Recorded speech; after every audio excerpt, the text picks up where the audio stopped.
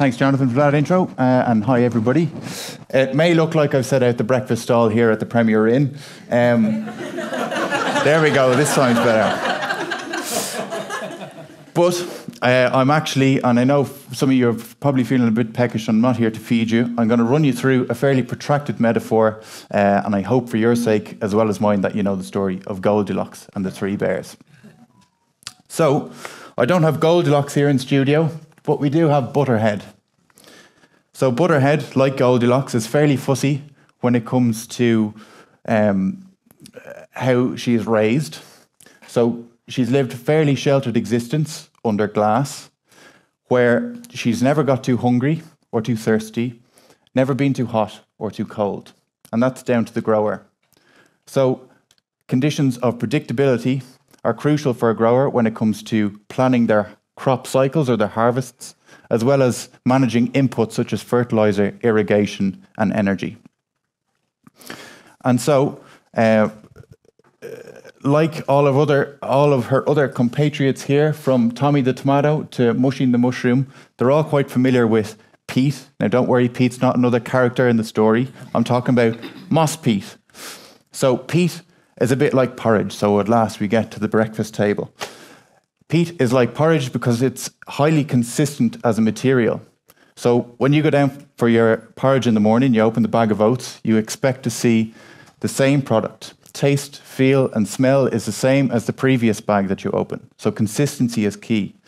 And when you add your dollop of honey into the porridge, you don't expect any adverse chemical reactions. And the same can be said for peat when you're adding in your fertilizer. As well as that, both peat and porridge are highly adaptable, flexible materials. So what I mean by that is Daisy here likes her jumbo oats with a bit more texture, okay, a bit more air in the root space, allows for freer drainage, whereas someone like Butterhead prefers ready breck, a bit more of a finer mix. And so peat is, as I'm sure I've highlighted now, is an incredibly good growth media, but it's not all that great for the planet. Peat, when it's harvested, you have to drain the bogs and peatlands to get the peat out, and as soon as you do that, it starts to release carbon dioxide into the atmosphere. About 3% of the globe is covered in bogs and peatlands, and they account for more carbon stored than all of the world's forests combined. On top of that, they're incredibly important ecosystems, so they support a wide biodiversity, as well as playing host to some of our threatened bird species that overwinter and breed on peatlands. As well as that, if you hadn't been to the Midlands in recent years, I suggest you go and have a look at Clara or Lullymore or one of the preserved and conserved bogs out there and just see how beautiful they are for yourselves.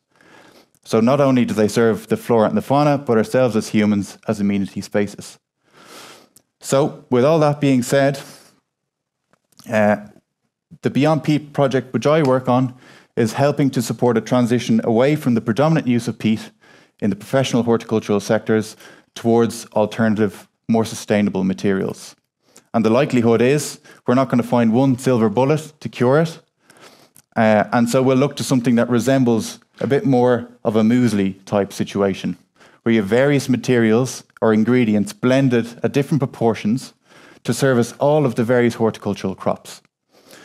And so these ingredients we hope to source on the island of Ireland from the biocircular economy.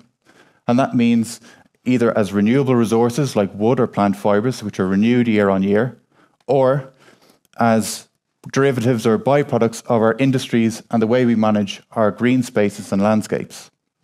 And if we can do that and find the right proportions and inventory of raw materials, we're then going to work on the processes to transform these into usable growth media for all of these model crops. And so we'll look to tweak processes such as composting or pyrolysis to generate optimal growth media for all of these crops. On top of that, we're also going to grow commercial-like trials where we take model crops such as these and see how they perform when they're grown in various growth media. So whatever the muesli looks like, it's going to have to be safe for you, the consumer. It's going to have to perform well. It's going to have to be more sustainable than peat and available at a scale to service the demand, as well as that it has to come at an acceptable cost to growers. So with that being said, hopefully we can find a mix of ingredients that's just right